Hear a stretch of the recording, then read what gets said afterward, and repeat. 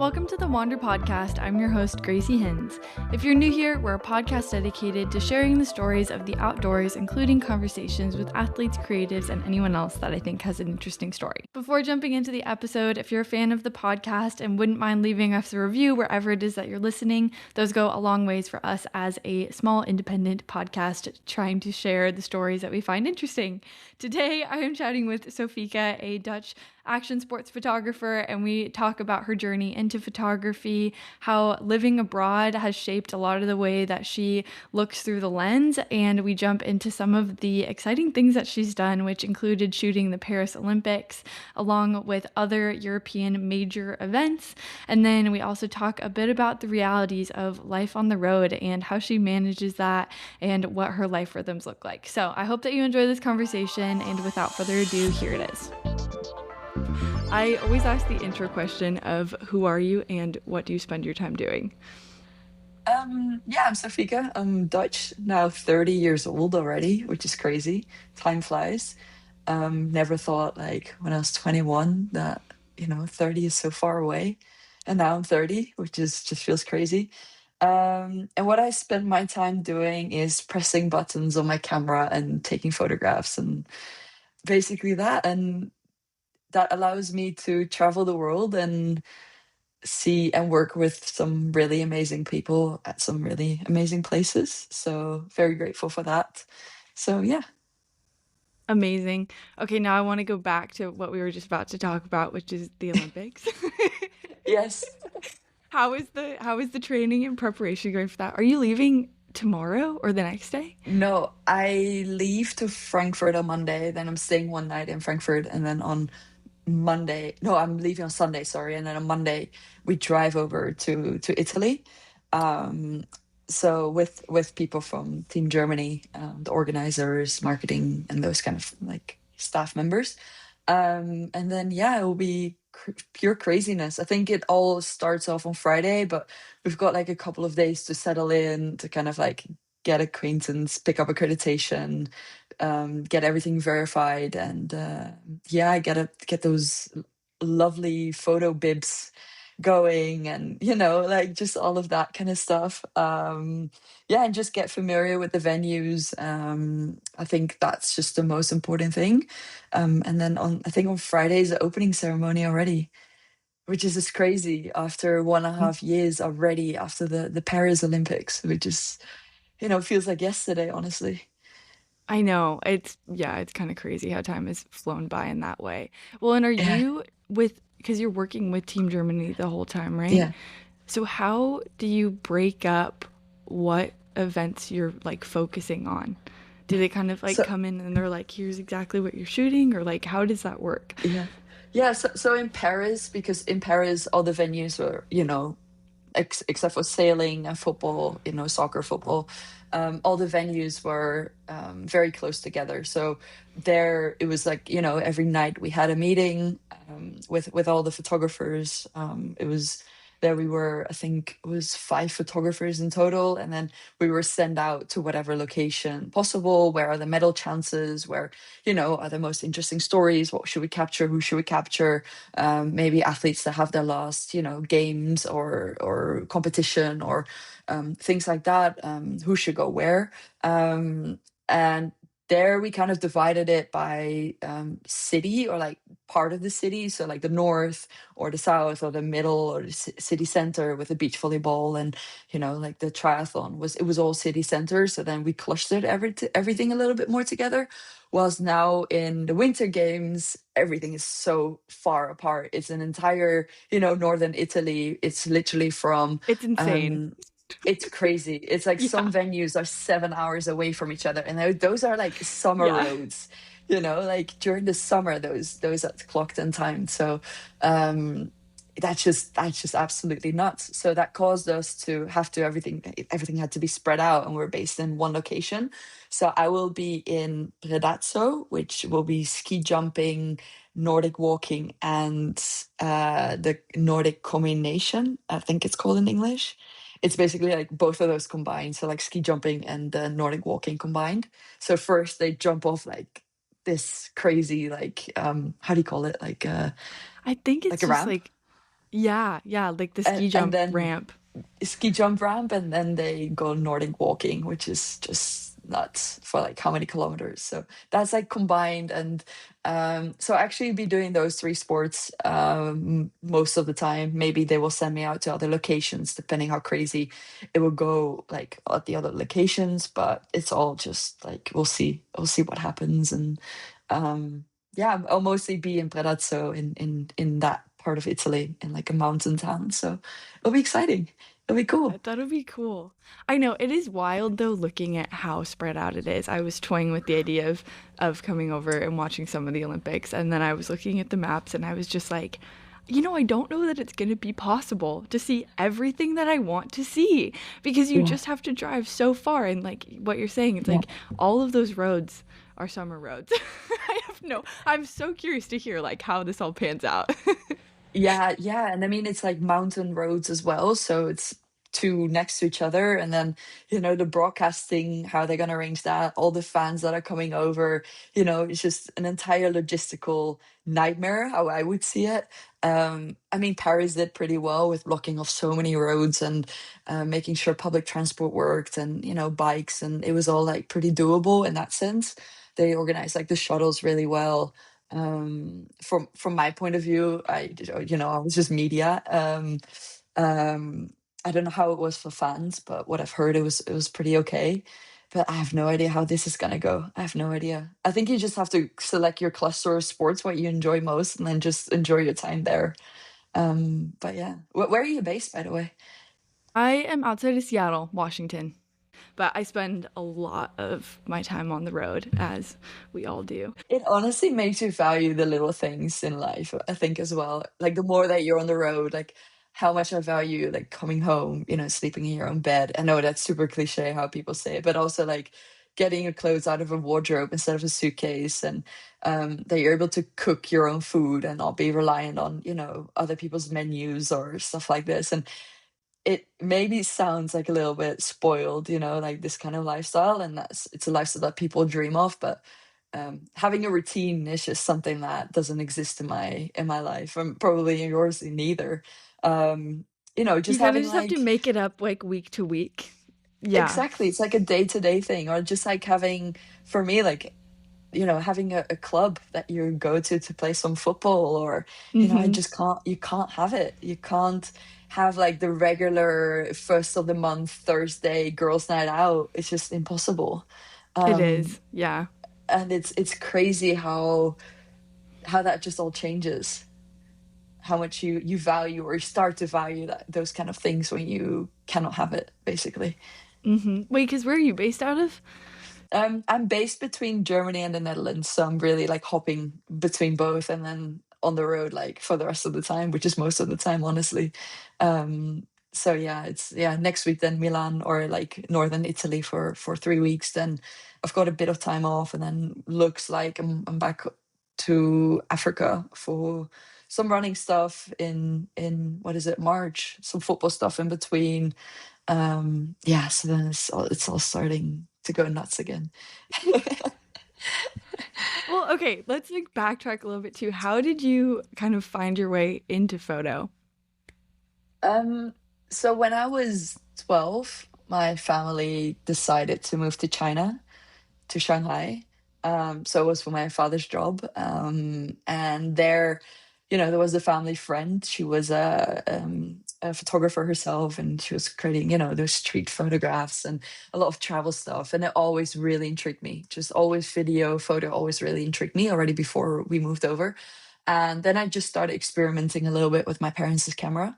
And then I just went on walks, in Shanghai, where we used to live, and weekends, and I started capturing, the street life in China, and starting posting those photographs on Facebook back in the days, to kind of showcase people back home like what life in China is like, because people only know, like back then, know life in China just through TV news, and that wasn't all always too positive. So I just wanted to show like a different perspective as well on China. And it also became like a means of communication with like the locals, in a way like that. I started, chatting Mandarin and a bit of yeah, I don't know, with your hands and feet, and talking Mm-hmm. about, I don't know, just daily life and connecting with people, taking portraits, and then also when we went on family holiday, I always took, a camera, and then that just evolved, and I started buying my own stuff, and then, the first lens comes, and then the second lens comes, and like you start saving up for the stuff, and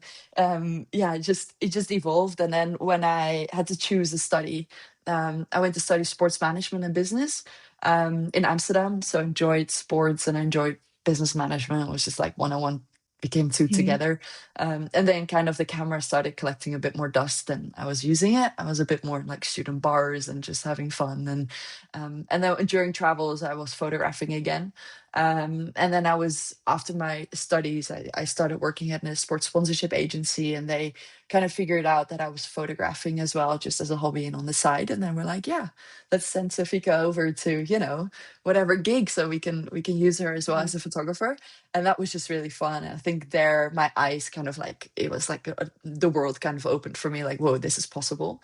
And I was then, in the meantime, I was also heavily inspired by um actually Team Germany, what they did before I joined the group. Actually, they Mm-hmm. really showcased me, okay, it is possible to not just be a sport photographer, but also, to create a bit more creative stuff out of sports, and there's a market for that. So they kind of really showed me like, okay, hey, they gave me kind of the first push, as in, hey, it's possible. And now years later, I managed to join the boys, and that started it all off with Team Germany, and yeah, that was just like a full circle moment, I guess. Yeah. Yeah. Yeah, that's kind of wild, like just very, very seamless, sort of. Or the way that you tell it, I'm like, wow, that makes so much sense. Yeah. Yeah, but I mean, the journey is never seamless, so like a process is never seamless. But um, yeah, I have to say I think I took it also a little bit light, going freelance as well. I was in the middle of Corona. It was like October 2020. I just said, whatever, I'm just gonna start freelancing and we'll figure it out. Worst case, I have to work by in the supermarket for a couple of months and live at home, or you know what I mean? Like I started thinking like that, and that was just, I mean, I was young as well, so you have less costs, or you have like less worries in life. So yeah, I think that helped a lot. Yeah. So had you been working, were you working full time with Team Germany before going freelance? No, no. So Okay. I was working at a sports sponsorship agency, and then I was just doing whatever for the first 2 years of my freelance. And then during the 2022 European Championships, they were held in Munich, and I was living in Munich back in the days as well. Sorry, it's all over the place. No. So so I was living in Munich at the time, and then there was the European Championships in 2022. I was heavily inspired by these, three, what was it, four guys that went to, what was it, Tokyo Olympics, and they made a book out of it, and they showcased the Tokyo Olympics in such a creative way. And then I started photographing the European Championships, saying, "Hey, YOLO, let's just get accreditation. What is your press card number, or press number, or press, how do you call it? Like a press card that you often need."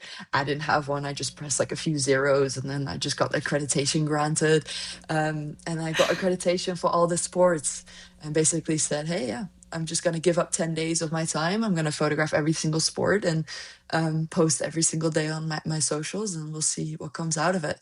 And basically from there on, like the ball started rolling. And then I got asked last year, what was it, 2024 in April, I think, if I wanted to join the boys, or basically the four boys that were already photographing Team Germany at the time, if I wanted to join the squad, Okay. as they were looking for another person to join. So incredibly grateful for that, and it's been, Mm-hmm. yeah, it's been fun so far. When you decided to just show up and shoot the European Championships, um, had you shot like big events before that? I mean, imagine, yes, somewhat, but like with that one kind of just being like, okay, I'm just gonna like show up and shoot this. Like, Yeah, no. were there a lot of people that you were kind of like looking up to that was like, okay, sweet, like this person has done something similar. I can definitely just like hop in the ring and like show up and do this kind of a thing, or like, I mean, my portfolio wasn't sport based at all. I mean, at the time, I was just trying to meet like ends. I was just photographing socks and portraits, and I was photographing water bottles and yeah, portraits for corporate places, and I was just trying to do everything just to pay my bills and make it work. And then I started saving a lot of photographs on my Instagram, and putting them in folders. And back then I had like this thing called Sunday Inspiration. And every Sunday I started posting the inspiration that I got throughout the week. And I also got a lot of feedback from that, actually saying, oh, thank you for sharing, connecting with other photographers. But then throughout, I think one moment I just decided to check this entire folder that I had. And from that, I also saw there's heaps of sports in there. There's heaps of sports photography in there. So maybe I should, connect the two together for my sports management course, and then for my photography and the love for that, and actually should start doing something with that. So then, even with the book together, and then onwards, having the European Championships outside my doorstep, it's just kind of say, hey, YOLO, let's go 10 days, let's photograph it, let's post it, let's see what comes out of it. Didn't think much of it, honestly. Didn't think it would take me to my second Olympics, and photographing with some incredible clients, and big things. So Hmm. Yeah. Well, and like shooting that first European Championships too, was it kind of like, okay, I'm gonna test this out, see if I like it, and then I imagine like coming off of that, you were probably just like jazzed on like, okay, yeah, I could do a lot more of this. 100%, 100%. Just because you have such a passion for sports, as that first of all, but then also, yeah, it's just the adrenaline that you get, from the athletes. I still get it, today. I'm very excited. Like, you become like such an adrenaline junkie, honestly, being photographing sports. Um, yeah, just the athletes, the crowds, the tension. You just feel it all. I feel it all. I don't know if all photographers feel that, but I'm very sensitive to it, and I get hyped, and I always need to have a chewing gum on when I photograph, just to get my energy going and out of my system. You know what I mean? So it's sometimes it's a bit weird, but yeah, it's cool. And then basically from there on, I think, like, because I started like posting a lot of sports work from the European Championships, and connecting as well on site with heaps of photographers, one thing came basically another, and I started just to um yeah, get asked for gigs, ask if I wanted to jump in for shoots that other people could make. And yeah, then the running stuff started to flow as well with global sports communications. Yeah, it just from one thing came another. Oh yeah, and then there was an application as well open for to become the football photographer for the German national women's team, and I applied for that as well, and then made the spot. So I did that for 2 years. So yeah, it was basically, it sounds all very like all over the place. It was, but I think all in all, it was just a huge snowball effect, of one thing leading to another, and just going with the flow, and eventually, yeah, just accepting it. And working hard. I mean, that's also the thing. Like, you just have to accept everything and just go for it, and give it your all, and yeah, just connect. What is it about like sport that you feel like you enjoy photographing so much? And I feel like you can look at your work and exactly what you were just saying about feeling like every emotion. I think that's what's like Yeah. so fun looking at your work is you can see that come through, and that's just not Yeah. what it's not what everybody sees behind the lens. But yeah, like what is it that you feel like kind of connects you to these like intense sports? Um, I'm really like a people's person. So I love connecting with people, with individuals, with groups, with cultures, ethnicities, or it also comes from my background. I've lived all over the world, and I've lived all over the place. So I think that's a big part of it. And in that, I just love emotion. And sports is basically like the holy grail for emotion. So I often say, with like 100-meter sprint, all the press photographers, they're all, at the finish line and capturing that moment when the athlete comes over the finish line. And for me, I'm a little bit like just further down that curve, because with a 100-meter sprint, they always run a little bit further. They're searching for the clock, they're searching what time they ran, they've got that emotion, whether it's like disappointment of themselves and on their performance, or whether it's the happiness that they figured out they won, or it's a surprise, or they're happy for another athlete. And for me, that's where the story lies, and it's not in the finish line, it's the emotion that comes afterwards, because there you see basically all the hard work that comes in that then comes out, and hopefully that's something that then I like to capture. So I think it's just the storyline in general that I try to focus on, not necessarily the action itself or the finish line photo. For me, that's maybe the least interesting part. I want the emotion, I want the tears, I want just want the full story, in one photograph. I don't know if this is a thing or not, but like kind of comparing the weight of like maybe not like a world class event versus kind of like something that's like as big as like European Championships or the Olympics, but like I mean they're massive events. No, I think amateur, or like the local events are still it's cool. I think there you need to think about the access that you have, what you're able to photograph. I've seen some incredible documentary photography within local sporting events, whether it's the rugby pitch around the corner, or like the local football club. And think about like the entire access that you have. It's like you can go from locker room to, you have characters within every place, whether it's the canteen lady, or guy working behind the bar, or whether it's the kit man, or whether it's the person taking care of the pitch, or there's always like these really intense characters, or really great characters as well. Then I think if you compare that to like the massive big events, I think the bigger the event, the less access that you have. So Mhm. you cannot expect to be roaming around really on every position. You have specific photo spots. So for example, in Paris, you had like allocated photo spots where you could stand, and in between you weren't really allowed to take photographs. Of course, you try to, push it a little bit here and there to kind of see what is possible, but in general, you do have to watch out. I mean, you don't really want to get kicked out of the Olympics because you're breaking the rules. But yeah, you make, you try to stretch the boundaries as much as possible, and that's something with experience that you can feel as well. And you just have to respect eventually as well, that you cannot get every shot, or that you cannot get every angle, or that you cannot get close by. And that, yeah, broadcasting in the bigger events like the Olympics has always got priority.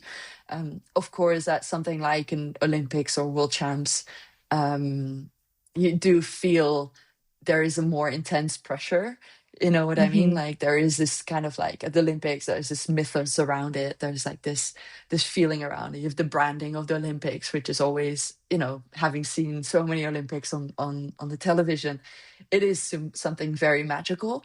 But then again, at the same time, it is another sporting event. It is another 100-meter race run that athletes have to run.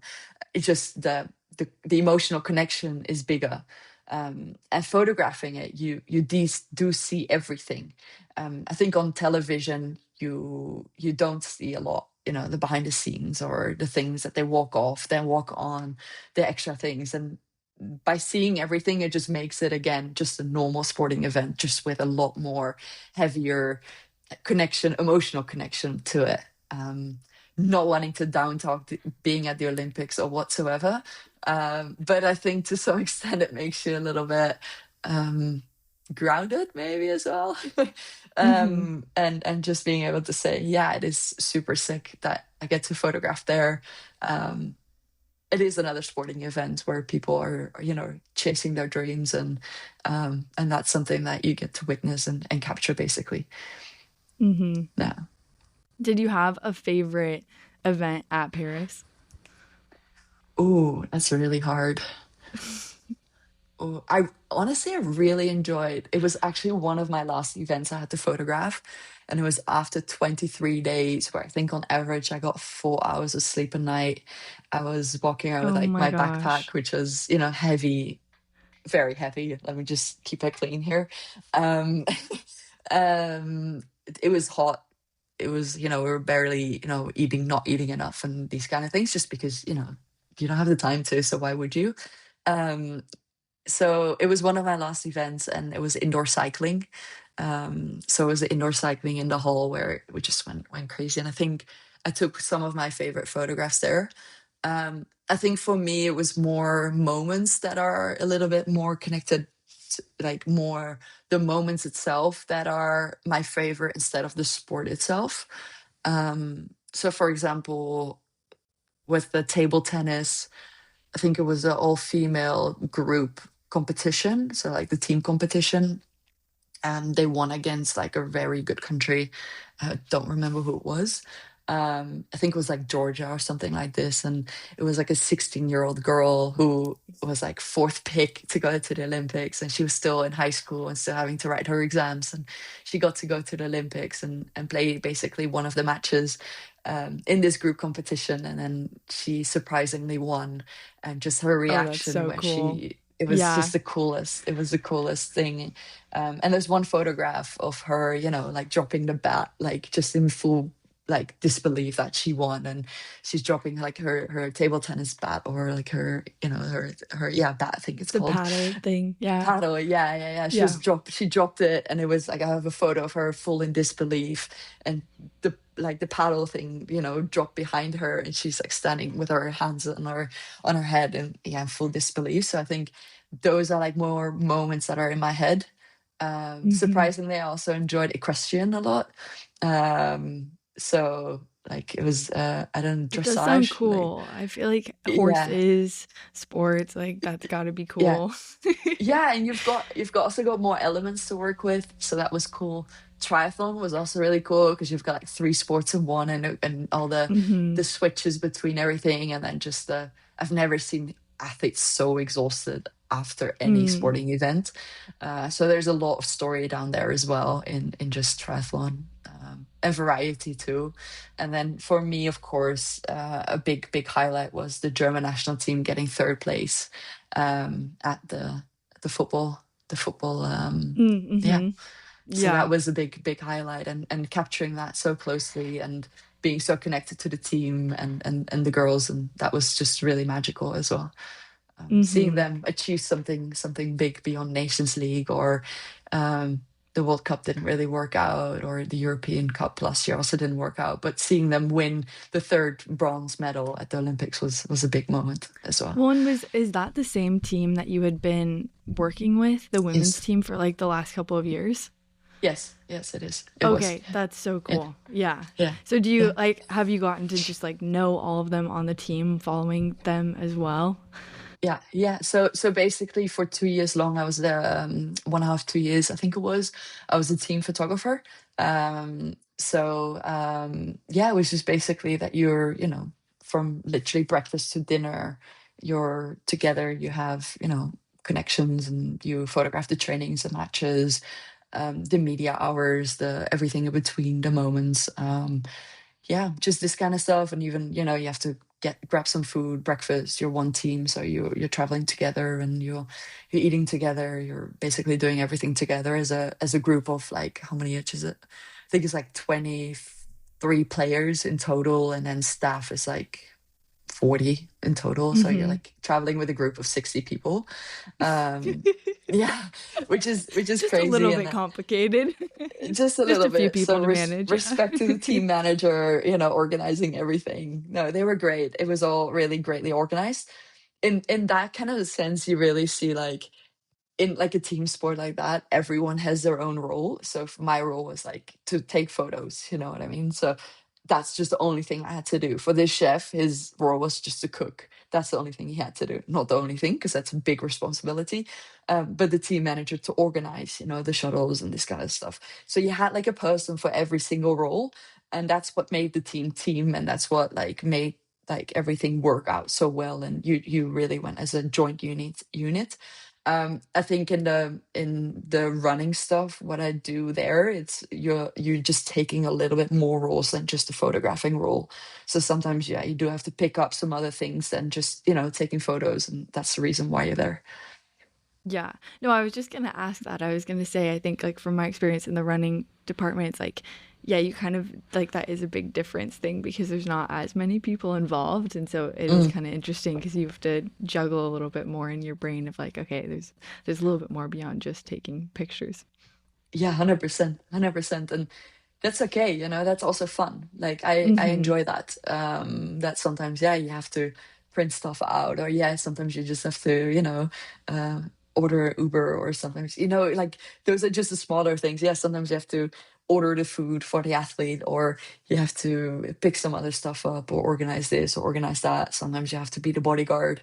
Mm-hmm. These kind of things. So all Wait, of what those was your situations experience happen. having to be a bodyguard?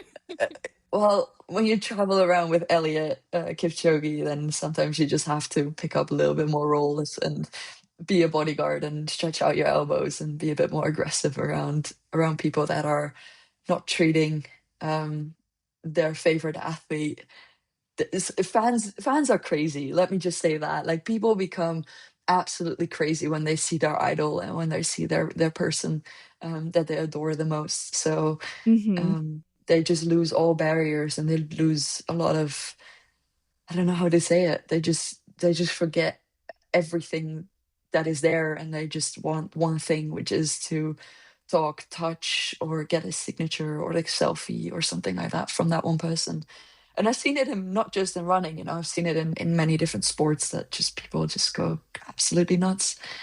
And it's part of the job. It's part of the fun as well. It's part what makes it all so beautiful, and why we enjoy sports. And it's part, yeah, part of the game to see your heroes perform and to live along with that, I think. Mm-hmm. Well, and how did you get involved in like some of these running projects? Because then you were also part of Breaking Four as well, right? Yes, yeah, yeah. So I did the Yeah. entire process together with Global Sports Communications and with Nike to document the entire process of Breaking Four. So literally everything in Kenya, to then the event itself as well, which was Mm-hmm. What was that incredible. time span? Was that a That full was over a it was like year or? no, it was like half a year that I was involved Okay. in. So we had a few trips out to Kenya documenting, I think, a lot of the trainings of Faith. And then on top of that as well, like the entire innovation that Nike was bringing along with everything, from like shoes to the clothes that she was wearing. If you've seen Breaking Four, then you see like the incredible suit that she was wearing, to like the headband and the little, the little details that came along with it, just for everything, for the aerodynamics, and just for everything to make her So try wild. to. It was, Those yeah, it was projects are like insane when you start to get into the nitty-gritty details of everything that goes into yes. it. Yeah, Yeah. and seeing that and those processes and those feedback sessions as well, it was really eye-opening on how this all of this works, and how much love, care, dedication goes into it. So that was really cool to also document something for such a long period of time, instead of just like one event, like one football game, or if you get what I mean. It was just also for greater meaning in entire female sports. Yeah, to show women that they can chase their dreams, and they can do whatever they want and set their mind on. And I think that was a really beautiful project. I think, like, I've been reached out by Global Sports Communications like quite a while ago, a couple of years ago. So I've been working together with them for quite a while, and they manage Elliot, for example, and they manage Faith and Sifan, and they manage a lot of other incredible athletes in track and field and marathon. They also have it used to be the NN running team. Now it's DSM Firmenich running team. They just recently switched sponsors, and the name. So yeah, it's been incredible working together with them, and it's also great to have a partner, or like a client, or I would say partner, because it's not necessarily a client anymore, I would say, to work together with, that everyone really well inside out, also from the organization itself, to you have the banter together, you have the jokes together. It's not all the seriousness, but also it's the work hard, play hard kind of mentality, and that's really fun. Yeah. Yeah. Well, and with long form stuff like that, is that something that you've thought about like jumping into more long form? I imagine kind Oh of yeah. like, yeah. I would love to. I would love to. I've got a couple of ideas on what I want to do as well. Um, for me, like sport and culture, of course, for my background, is something I would love to dive into more, but more of passion projects as well. I just need to find like proper time for it. Um, That's Not the key find the right time there. for it. I just need to block my time for it. Let me just change the wording around there. I think that's a bit more important. Yeah, and I think something like that would be has been in my mind for years already, and I just need to set out and do it basically. Um, so yeah, maybe make a book out of it. I don't know, something like that. Maybe, but also video, long form video. I don't know. I haven't set around my mind around it. Maybe I just need to start and it will figure it itself out. Have there been any projects kind of like what you're talking about of I mean, I absolutely know that there are, but like there's not any coming to mind that I'm like, wow, that's like so inspiring. But that are kind of connecting more of that idea of culture and sport. Mhm. Like I know that that's there and it's kind of in a lot of these undertones of a lot of Yeah. the long form things. But are there any that you've seen that you're like, okay, wow, like I kind of want to do something like that, or like, wow, that felt like it really opened up a new perspective that I hadn't thought about. I think working in like countries like Kenya and Ethiopia, you see a lot of like strong culture. But also like, being in China, for example, and working in China, you also see a lot of strong culture. I think in every culture there's, a beautiful sport, like a local sport or a group or an organization, something like that. I think like in Ethiopia, there's like these skateboard girls in Addis that skateboard around the city in traditional clothes and, breaking the female stereotype there. And I love to capture them. And there's a few more stories like that around the world that I've written down, and I love to chase them. That would be so cool. So yeah, yeah, exactly. And I think just like capturing this kind of stuff, like um, breaking those stereotypes, I think that's really cool.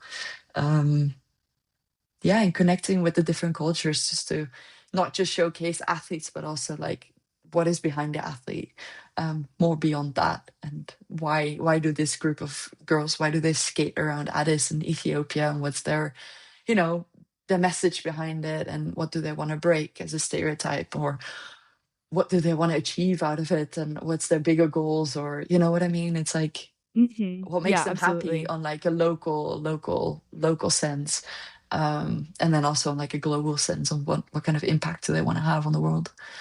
Hmm. Yeah. That would be cool to see in Yeah, a long so it's form project. yeah, so that something like that would be really cool, and then combining like the different stories that I have laid out all together. um so yeah, let's see what time will give me. I mean, it's end of January right now, so let's hope I can bank off a few of these projects along the way. So yeah, let's see. I don't know. I have Yeah. to plan them in, I have to block the time, and that's basically the biggest issue. Yeah. Yeah. Okay, and then a bit on the women's sports side too. I feel like you had an Instagram, right? That was like dedicated Yeah. to Yeah. women's sports or women's sports photographers. Um, Yeah. is that still up and running? And what was Like the history behind it? I love like I think women's sports in general, they would deserve more recognition. Not just female photographers, but also female athletes. Um, yes, female photographers also deserve more recognition. But I do think in terms of diversity, we also need to include male photographers to understand female sports, and see where something like that can be improved, if you get what I mean. Yeah. Um, so bring like male photographers along as well, and you know I don't know, great like a space to uplift like female athletes in general from whoever creates the content. Hmm. So that was kind of like the message behind it. I just thought like, yeah, let's do something like that. Because of time, I've not been posting a lot on the page. So yeah, it's just been honestly just been living. It's not really been growing. But yeah, it's called Dirty Tires. Yeah, it's maybe I should do something more with that, or maybe connect my free work, also include that in that. I'm not still exploring. I just thought, let's start it, let's see what comes out of it, and then eventually something magical will probably be happening around it. So Hmm. yeah. Yeah. Well, and like on your kind of side of it too, working, I don't know, like, yeah, seeing women's sports kind of grow over the last couple of years, do you feel like, I mean, not just the last couple of years, but like, what have you kind of seen in the space that you sort of are actively working? I don't know. It seems like you have more to say on this. Of like either from like the perspectives of people capturing women's sport. Yeah, like kind of like how do you go about that? Like is there a different way that you look at capturing women's sport versus men's sport? Yeah, I think I do, because I think in women's sports, like taking football for example, there's certain elements, whether it's body parts, like cellulite on legs. I've worked with the most jacked female athletes on the football pitch or Mm-hmm. soccer pitch, basically, and still, like, when they shoot, for example, or during a downfall, you still see some of the skin, like moving, or cellulites. With male athletes, you don't, or if not barely or ever have this, because their skin Yeah. just their body just works differently. Female bodies or women's bodies just work differently. That we have to be, our skin has to be flexible, because we need pregnancies, and just our DNA just works differently like that, or how women are built, it just works differently around that. So I'm very conscious around it, on how women look on the photographs, how facial expressions are, how Mm-hmm. awkward, like sometimes the movements might look awkward on photographs, and I try to prevent it. I want to showcase the women in my photograph, as strong, as beautiful, and as powerful as they are. I don't think that the women's sport scene is there yet, that we're able to post these kind of open photographs without it Mm-hmm. getting hate, that they're not fit, or whether they're not like active enough. I think this is an open discussion that a lot of photographers and athletes should have together. It's also something that the athletes need to be comfortable with. I've had certain conversations with athletes about this topic, and a lot of them do appreciate it that I don't post this kind of photographs, or don't upload these kind of photographs, because I don't think the for a lot of athletes, the confidence is there yet, that they're able to showcase Yeah. something like this. So I think it's an open conversation that we all should have, and we should all be super conscious about it. Depending on, again, who you're photographing, and for who you're photographing, and what the reason is. And Mm-hmm. I do hope that in the future, that we are able to be proud that the female body works like this. And yeah, it's a long way that we still have to go. I mean, the improvement over the past years has been absolutely incredible. And yeah, just seeing the growth of women's sports altogether has been incredible, has been amazing. But yeah, there's heaps of things that it still allows it to grow, and the mindset of the online presence, and all of that. But yeah, I'm open to have a full discussion with people about this, and just to get different point of views, from whether it's from athletes, from photographers, or from the creative industry. So I'm trying to have like open discussions about this, and whether people actually appreciate it or not, or yeah. Being Yeah. really Well, I mean, careful about it as well. yeah. Well, I know. I think it goes to just open up the conversation of like intentionality behind photo too. And I think like Yes. what you're saying is just like you want everyone to enjoy it. And I mean, I think that's something that I get so frustrated about. If you see a picture of a friend or an athlete that you know, and somebody took a picture of them that wasn't shining them in like the best light, I get Yes. so irritated by that because I'm like, Yeah. that's not fair to them. And it's not like you can tell an entire story with an image. And if you see a good picture of somebody, you can see their personality shine through it. And if you see Yes. something that was maybe shot with a little bit less intention and then just like blows up on the internet, I don't know. It makes me a little bit sad because I'm like, like that's not telling the whole story. And if there had just been a Yes. little bit more of a conversation, then it could be something that could be really cool, you know? Oh yeah, 100%, 100%. Yeah. And I try to be conscious about it.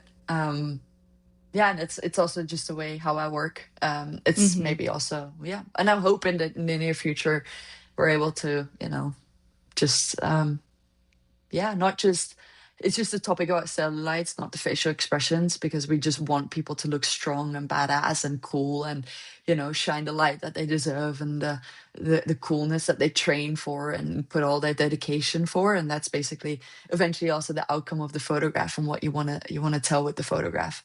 There's more behind it than just the performance, what they show on the pitch, or track or whatever. Whatever sport they're doing, whether it's a hull or God knows. You just want to showcase all of that dedication and then basically throughout the competition what they're doing. Yeah. Because we don't all have the access to photograph the entire journeys, and we don't have the access, and the budgets are not there to photograph all of that and the behind the scenes of every athlete. Yes, many athletes do have that, or a few athletes do have that comfort that they are able to showcase it, but too many don't as well. So therefore, we just have to capture it when they are, in the spotlight, and then in the right way as well. Yeah. Yeah. Good words. Yeah, yeah. Okay, changing topics a little bit. How I'm really curious, like, how do you kind of stay inspired and almost like prevent burnout a little bit? Like, I know that you're excited, or do you just accept that it comes in waves every now and then? Funny. Um, I don't want to accept that it comes in waves, uh, but it does come in waves. Like, um, I try. It's a process over the years, and also after the Olympics. It's people know like the after Olympic dip that people have. That okay, now I've achieved my dream. What's next? For me, like I had a very similar experience. I was like, okay, I've achieved my dream of being at the Olympics, and this is what I wanted, and I'm already here after, you know, 2 years of freelancing in sports. So not just freelancing, but freelancing in sports alone. I'm already at the Olympics and capturing like the Olympics from an incredible point of view, which is from a federation point of view, um, and that I get to experience this so quickly. Like I'm incredibly grateful for all the people that made that happen, and again that I get to go to the Olympics as well. I think throughout the past year, 1.5 years, I've tried to focus a little bit more on the process, a little bit more on the work itself, day to day, like pinch myself a little bit more, like look where I am now, look who's in front of me, look what I'm doing, look who I get to connect with, take it in more instead of thinking, hey, what's next? Or where are we going to next? What's the next photograph? What's my next project that would lead up to get to my dream or get to the end result? Yeah, so that's something that I try to be more and more conscious of. I also try to be a little bit more aware of, what I'm eating, what I'm drinking, the after work drinks.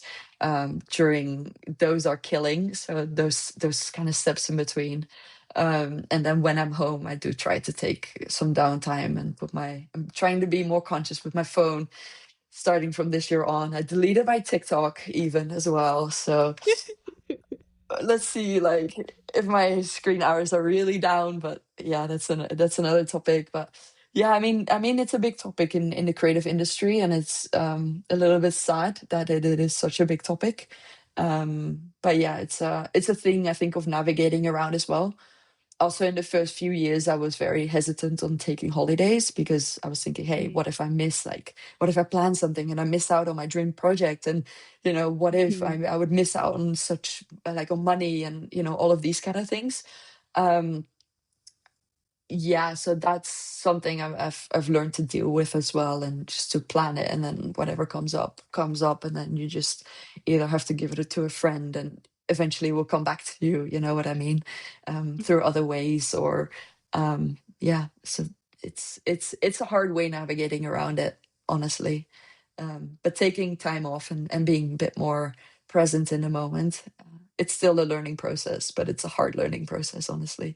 When everything is so cool, when so many things are so cool, I get to do, and I'm trying to be really conscious of that as well. Mhm.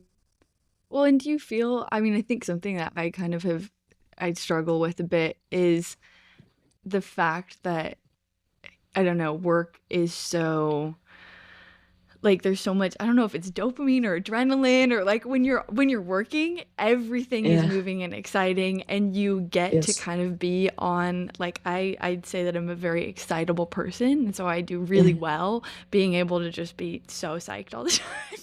Yes. And then you come back from something and maybe you don't have work for a couple of weeks, and it's almost like challenging to equalize yourself, or like Yes. your normalcy is these high highs.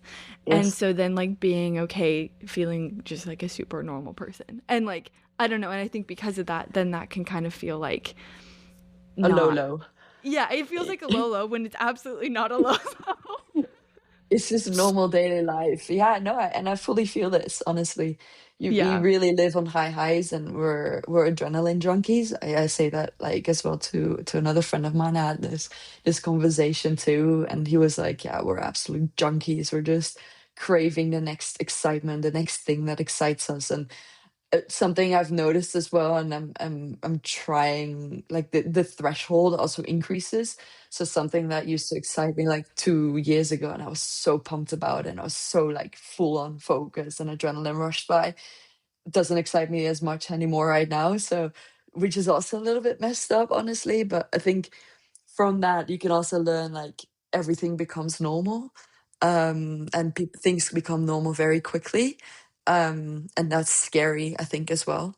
I try to What I do try to do after I come back from a crazy gig where the adrenaline has been so high and I've enjoyed it so much, to kind of prolong that adrenaline, or kind of prolong that enjoyment by, like writing down like what you really enjoyed about it, and then reliving kind of in those moments, what I Mhm. enjoyed about, that period of time. Or, I was a week in Kenya, and what did I enjoy about that? What gave me like the the the the rush? So you're not going from the high highs to suddenly like, okay, sleeping for a couple of days where you're just absolutely knackered and exhausted, to like, to the low lows, and you're thinking, oh, I don't have anything. I don't, I don't have anything for the upcoming three weeks, or whatever, how long period of time.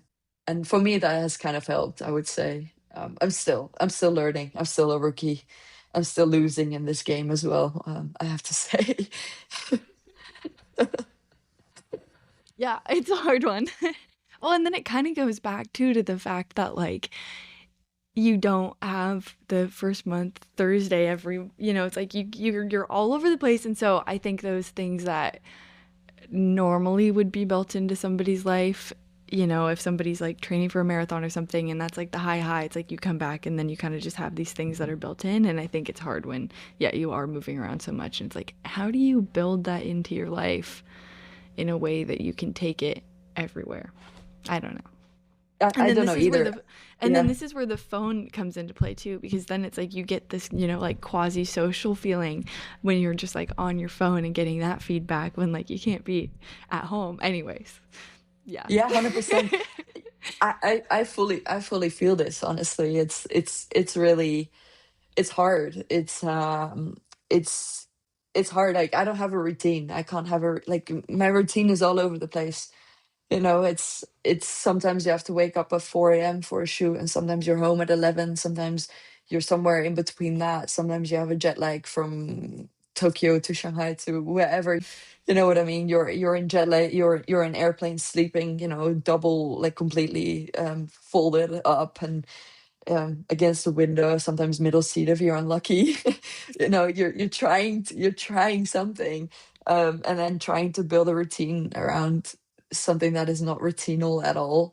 It's just really hard. It's the same with like having a gym or gym membership or working out. it's really hard. It's really hard. Imagine training for a marathon while doing the work that we're doing. I think it's nearly impossible. It's Oh how yeah, are you it going to do is. your long runs? Yeah. Like, how are you going to do your runs? You just can't. Mm-hmm. Which is also a funny paradox because you would think because you're around it all the time, like some of that would just like, you'd just like absorb some of that, but no, that's not how that works. Oh, I have like the full runner's motivation after I come back from Kenya. I work out with like, Mm-hmm. or work around runners, but I guess that also fades. I mean, I'm excited about like running, but it's not like I put on my running shoes and go out for a run. I mean, I enjoy the feeling afterwards ish, but yeah, just to get yourself out there is just it's just hard if you don't have the routine. And what you're saying, like every Thursday you go for a run, for example, it's really hard Yeah. because sometimes I don't even know what day of the week it is. It's a Nope. month or date, or it sounds really crazy, but yeah, for me, I don't. My weekends are weekdays. My weekdays are weekends. It's just one big blur. Yeah, well, exactly. That's the other tricky thing when it's like a lot of these events are weekend things, and so it totally Yeah. just throws that week upside down as well. So, yeah. And then a lot of your friends, they do have normal jobs, and then they're off on the weekends, and you're working on weekends, and they're like, oh crap. So Yeah, exactly. yeah. Did you have any like learnings from the Paris Olympics of like, okay, if I drink tea every time before I go to bed or something for that you're gonna have for Milan? Oh, no, Paris was absolutely wild in my opinion. I think I also got a bit sick in between. Wouldn't be surprised if it was COVID. Um, it was, in all honesty, Paris was just for me, it was nuts. Three sports, capturing three sports a day, and with most days you Yeah, that's had some insane. medals as well and some quick deliveries, and um, it was really crazy. Um, so I think just taking it again, what I just mentioned before, just taking it in more, being a bit more in the moment, being a bit more in the present, and yeah, taking care of your body alongside as well. Make sure you eat enough, and when you can eat, just also eat, and not just be talking to random people and stuff like this. So be really conscious about that. And sleep, honestly, because sleep, it's just impossible, or like merely possible. Um, Hmm. yeah, it was. I have some photographs of press photographers sleeping against the camera, like the monopods on the cameras, just like sleeping with their heads against the camera during like judo or something like that. They're like, quick 5 minute power nap because my Japanese athlete does not have to compete yet. It was so Uh-huh. funny. Oh Yeah, it my was funny. gosh. Yeah, yeah. It's hefty, but what I heard and what I feel like is that Winter Olympics are not as intense as the Summer Olympics, but let's see. We'll see. Maybe talk again in Hmm. 3 weeks, then Hmm. 4 weeks time. Yeah, we'll Yeah. circle back. Well, fun stuff. Do you have any other things like outside of work that you're like excited about coming up after the Olympics? Well, my brother is getting married end of April, so that's really exciting. Um, and he lives in Dubai, so I'm gonna go head out there, and probably like add a little bit of holiday around that. So still exploring what I could do or where I could go, because like 2 weeks or 3 weeks Dubai is not really something that I would like to do. I mean, I like the place; it's very nice, and you can do some really cool things there. But I think it's a bit Hmm. yeah, too much. So just exploring that. Yeah, I try to be do a little bit also a bit of passion projects and travel for myself again this year. And yeah, just spend time with family, loved ones. Appreciate also even more of that when you can. Um, Where yeah, is all of your friends. family? Oh, they're all over the place. So one brother of Yeah. mine, he lives in Dubai. My other brother lives in Barcelona. My Okay. parents, they are between Spain and Holland, more in Holland than in Spain. And yeah, I'm between Germany and the Netherlands. And yeah, so we're all over the place. It's That's fun crazy. though. Yes. Hmm. Yeah, it's good. It's good. It's good. So it's a Well, bit of a fruit mix altogether. hmm. Yeah. Yeah. Well, and I mean, it just seems like everyone in your family is psyched to be especially spending time in China as a kid. Do you speak Mandarin? Yeah, I can get around. Okay. Um, yeah, so I can still get around. My Mandarin used to be better than it was, I have to say. So yeah, let's see. Mm-hmm. It's slowly, it does slowly come back when I'm there, like more words come back and I start to talk a bit of crap with people and just to just to mess around a little bit, and then it all comes back, and that's super nice. It's a nice process. And then yeah, I think if I'm there for longer it will come back a little bit more, but yeah, I've lost a lot of it. I mean, it's been Mm-hmm. years as well. Like we moved back in 2014, so it's more than 10 years Okay. ago. So Yeah. yeah, Yeah, that's a yeah, while. How many years were you yeah. there total? 7. Okay. Yeah, that makes Yeah, that's but the amount good amount of time to fully learn Mandarin. yeah, but again, you're like, I was in an international school, so then it's also a bit different. So you like mostly English and like foreign languages, and Mandarin was a foreign language as well, like as a subject. And then yeah, I was just talking to people while photographing them and trying to connect with people. And when I went shopping, for example, just saying like, "Hey, this is an apple," in Mandarin, and just practicing it like this. So, yeah, Hmm. Very yeah, fun. Okay, yeah. wrapping up a little bit, out is there anything that you've kind of like taken inspiration from like outside of the sporting world? I think this is kind of a fun question because I feel like we all have little unique interests that maybe like we pull a bit of inspiration from when we don't think about it and like infuse into our life. Ooh, hard one. Uh, I think for me, it's been the travel that I've done in the past. So like having that multiple culture or third culture kid upbringing. Um, I think that's where I take a lot of inspiration from, or like that's basically where a lot of my work I think comes from, on how I see the world and how I view things and how I photograph as well, how I connect with people, how I connect to athletes. Um, I try to watch a lot of movies. I really enjoy that, the way they use light or something like this. I really like that. YouTube as Mm-hmm. well is always on. I'm a bit, so yeah, I really enjoy that. Um, Podcasts as well. I take, yeah, inspiration from that, I have to say. But yeah, beyond that, I don't know. I just No idea. I just do. It sounds really basic. It sounds really basic, or it sounds really simple, but yeah, I don't know. I just try to live simple as Yeah. possible, and then try not to think too much, but that's sometimes also hard as a creative and freelancer, because everyone has their doubts and everyone has their insecurities in their work, or whether they will still get work, or yeah, I think everyone is on the same boat, and people don't talk about that enough, I think, as well. Um, that whatever success you might have or had, that doesn't mean anything for the future, because still you start at zero when you start your next project. Yeah, you still have to create something from nothing. So yeah. Mm-hmm. Yeah. And then any last words or phrases that you kind of feel like you hold on to, or just Oh, best pieces like of advice? ah, for me, I have two, and I would say this really often. Love always wins. So positivity and this kind of always wins. So I hope that's a positive message also right now in the world. And life is an adventure. So I try to see everything as an adventure, whether it's like something that's negative. I just see it as like either like I try to see it as a learning lesson, or I try to, you know, take it along as part of the adventure and part of the journey. And I enjoy the process a lot more than eventually the end result and being at the top or whatever.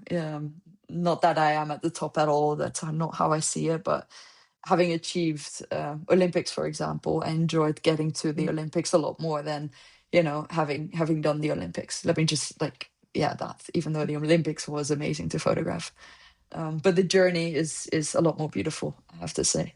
And that's something that I think in the process that we forget on, because we always seek to, continue to the top of the mountain and look up and not look down. Um, and sometimes we need to also, throughout the process of going up or going to your goal, also look around yourself and see what you're doing and where you are and what you've done and all of that. So I think for me that's been a big learning lesson and something that I still try to take in today to go to my next goal in life. And yeah, we'll see.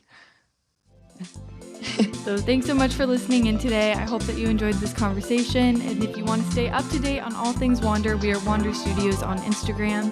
And make sure to follow Sofieke as she shoots this Olympics, because all of the pictures are going to be awesome because it's the Winter Olympics. And what's better than that? So anyways, I hope that everybody has a lovely rest of your week.